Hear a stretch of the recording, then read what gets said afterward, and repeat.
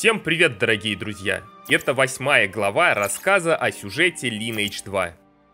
В то время как боги были заняты изучением концепции смерти, возникшей из-за мира смерти Шилен, гиганты продолжали свои эксперименты по созданию расы, свободной от ограничений, установленных богами, и способной бросить им вызов.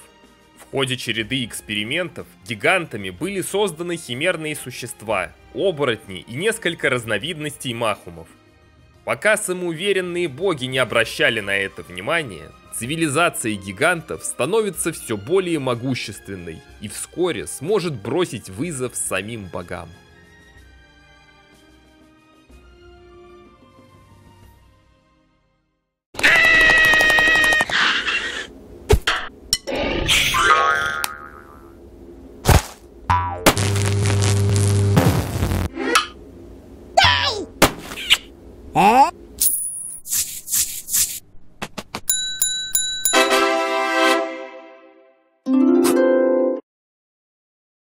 Лидер гигантов Кайзер объединил разрозненные группы в один национальный союз.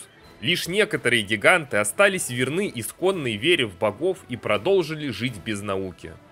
Согласно гайдбуку, старые донаучные верования гигантов сохранились в Инадриле и Румбарсе. Остальные гиганты последовали за Кайзером.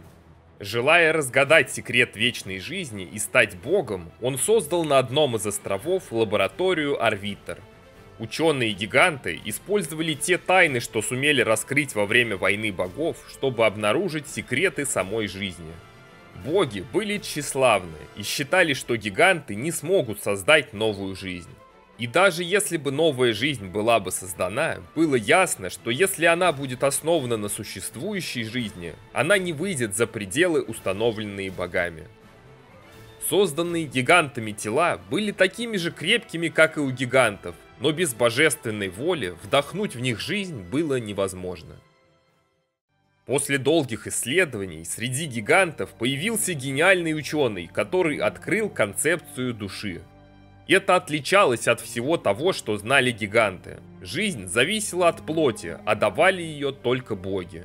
Когда подаренное ими тело исчезало, вместе с ними уходила и жизнь. Но душа – это нечто иное.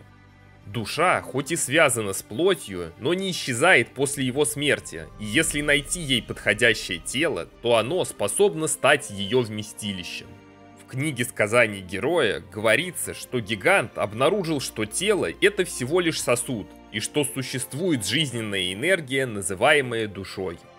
С использованием специально изготовленных редких ингредиентов, чистого серебра и истинного золота, расплавленных при определенной температуре кровавым пламенем из самого чистилища, ему удалось создать особый катализатор, помогающий отделить от тела саму сущность жизни.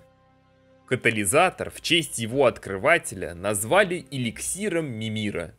Точно такое же вещество использовали боги, создавая свои расы. Эликсир Мимира стал новой вехой в истории лаборатории Арвитр. Это стало краеугольным камнем различных исследований, от технологии возвращения мертвых к жизни до экспериментов, позволяющих вдохнуть жизнь в неодушевленные предметы. Так гиганты стали приближаться к сущности сотворения жизни. Некоторые гиганты использовали эликсир, чтобы модифицировать свои тела и обрести бессмертие. Гиганты нашли способ отделять души от живых существ, и теперь предстояло создать им подходящее вместилище. Проводилось бесчисленное множество испытаний, но в итоге гиганты осознали, идеальные вместилища уже созданы богами. Для будущих своих творений красоту и телосложение гиганты взяли от эльфов, стремление к силе от орков, а сметливость и интеллект от гномов. Все лучшее от уже существующих рас. Так появился проект создания новой расы, которую Кайзер назвал Камаэль. В переводе с языка гигантов «тот, кто мстит», или в постгодовской версии «тот, кто преследует бессмертных». В насмешку над богами Камаэль получили одно крыло, как символ несовершенства, который сможет уничтожить совершенных во всем богов. В отличие от других существ, созданных богами, Камаэль были созданы вне естественного миропорядка и были свободны от пределов, установленных богами, а значит, могли противостоять самим богам. Иронией судьбы, при создании расы, направленной против богов, использовался вид силы, полученный гигантом Лакисисом из священной магии, которой обучила его сама Эйнхасад. Первые Камаэли были скорее боевыми машинами, чем живыми существами. Созданные сильными, они не могли состариться, но никогда не любили бы, не женились и не завели бы детей. Они также никогда не могли отклониться от своего пути, заложенного в них их создателями. Гиганты назвали эту ветвь Камаэль спикулами. Первый прототип новой расы под названием Спикула Зера был и вовсе лишен даже эмоций. Его можно было увидеть в обновлении Glory Days при прохождении инстанса Сада Нарнил. Первой удачной попыткой создания спикулы был Кекропус. В его диалогах говорится, что он помогал гигантам создавать других Камаэль, таких как Игрок.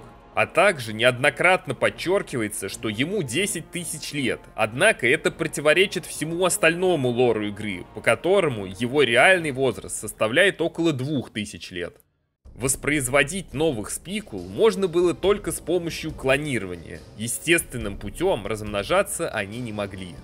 В обновлении Glory Days были показаны устройства под названием ванны, с помощью которых и клонировались спикулы. В книге сказаний героя говорится, что гиганты после изобретения спикул считали себя подобными богам, но быстро поняли, что спикулы, создаваемые клонированием, не могут называться жизнью, а значит, настоящую жизнь гиганты так и не сумели создать. Поскольку спикулы были разработаны для определенной цели, изначально не было особой необходимости в том, чтобы они имели женскую форму. Однако теперь гигантам был необходим фундамент для создания новой ветви Камаэль – Митесула. Так была создана первая спикула женского пола – Родан Пикула. Ее можно считать матерью всех Митесул, поскольку все они, включая современных Камаэль, были созданы на основе ее крови. У Митесул, как и у других рас, было два пола, и они могли размножаться естественным путем. Они были созданы 4 мудрецами того времени и имели некоторый врожденный духовный потенциал, за счет чего могли адаптироваться, а не просто выполнять заложенные функции.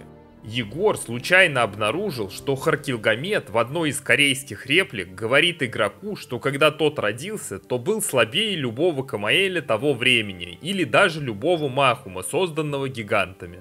И снова мы видим в игре подтверждение и отсылки к информации, которая в игре никогда не фигурировала и становится понятной только после находки в гайдбуке полной истории создания Махумов. Митесулы были чрезвычайно слабыми, и им было необходимо время, чтобы созреть и набраться сил. При этом даже женщины-митесулы, изначально созданные просто для продолжения рода, позже научились владеть оружием, храня силу спикул глубоко внутри себя. Гиганты стали параллельно развивать оба проекта и работать как над спикулами, так и над митесулами. Однако Камаэль все меньше стали оправдывать ожидания гигантов. В конце концов, кинжал — это всего лишь кинжал. Он не становится внезапно чем-то большим. Так, гиганты начали разрабатывать могущественное оружие, способное причинить вред даже самим богам. Ими была создана огромная пушка Леопольд, оружие исключительной силы. Леопольд стрелял не снарядами, а концентрированной магической энергией. Для управления пушкой гиганты разместили в ее корпусе специальный механизм, усиленный магическим кругом. Признав стратегическую важность Леопольда, гиганты спрятали его в Суперионе, одной из своих многочисленных воздушных крепостей. Единственным спикулой, получившим от гигантов право управления этой громадной пушкой, был Катинар. Вторым легендарным оружием стал выкованный кузнецом гигантов самый острый из когда-либо созданных меч Энума Элиш, который был вручен талантливому и опытному мечнику Спикуле по имени Харкильгамет. Книга сказаний героя говорит, что сила этого оружия была настолько велика, что Камаэль изготовили множество его копий, часть из которых получили высокопоставленные спикулы. Для того, чтобы защитить себя и свою армию, гиганты разработали мощнейшее магическое умение Прана, способное отразить даже самые мощные атаки, и научили Родан Пикколо его использованию. Катинар, Харкильгамет и Родан Пикколо стали легендарными героями Спикул. О Митесулах гиганты заботились меньше. Из-за слабости их природных сил, Митесулы были вынуждены развивать другие навыки. По словам Кекропуса в квесте Силы Закона, чтобы усвоить способности 3 героев, они сами без помощи гигантов научились мастерству манипулировать душами. Камаэль Ностра, появившийся на свет гений, которого породило время и хаос, с рождения мог манипулировать любыми душами и, использовав этот дар, создал систему навыков Камаэль. Он понял, что навыки 3 героев невозможно совмещать, и те, у кого хоть один из этих навыков врожденный, могут освоить его очень быстро. При этом особенности строения тел заставляют мужчин и женщин Камаэль идти различными путями.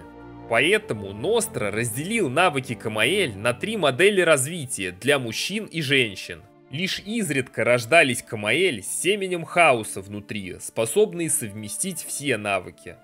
В будущей войне армии Камаэль было необходимо быстро преодолевать большие расстояния. Для решения этой задачи гиганты изучили способности полубога Саюн или вру локализации Рамун, дочери женщины-гиганта и бога ветра Сайхи. Ее уникальная способность прыгать выше и дальше, чем любое другое существо. Способность Рамун была изучена и воссоздана как навык для использования, а по всему миру были расставлены специальные точки для быстрого перемещения. В армии гигантов, очевидно, было 3 типа войск. Воины ближнего боя Батус, стрелки Кракос и маги Кшана. В игре каждый из них делится на разновидности по окраске и приписке. Ом, Шакрама, Дельта, Кракия и Мимирион. Однако понять, что это означает, у меня не получилось. В Авейкенинге также были показаны даггерщики Бамонти, защитники Ракджаны, заклинатели Секносы, призыватели Лотусы и хиллеры Эль-Ваиз, а также еще один тип магов Кан-Ваиз. Самые сильные воины были в Королевской гвардии Императора. Это королевские храмовники, стрелки и чародеи. Кроме того, для административного контроля своих владений гиганты на каждой территории построили мощные крепости, в которых расположили священные артефакты, отвечающие за все процессы в этой местности. В будущем люди восстановят руины этих крепостей и будут использовать эти артефакты для управления местностью. Цивилизация гигантов пришла к своему золотому веку. Император Хелиус обладал силой, внушающей страх самим богам, и считался хозяином материального мира. Создатель Великого Грааля и одновременно сам Грааль. Женой Хелиуса стала талантливая ученая-волшебница Рамона, а правой рукой ученый Мимир, разгадавший тайну самой жизни. Весь континент стал полем для подготовки к войне. В небе летали смертоносные корабли, в скалах были спрятаны секретные лаборатории, на западе выводились химерные существа, а их секретное оружие, свободное от ограничений, наложенных богами армия Камаэль, ждала своего часа. Если вам понравилось это видео, не забудьте поставить лайк и подписаться на канал. Также буду рад видеть вас в нашем телеграме. Благодарю всех, кто поддерживает канал лайками, комментариями и донатами. И это является большой мотивацией продолжать делать видео. Всем спасибо за просмотр и до встречи в следующих роликах.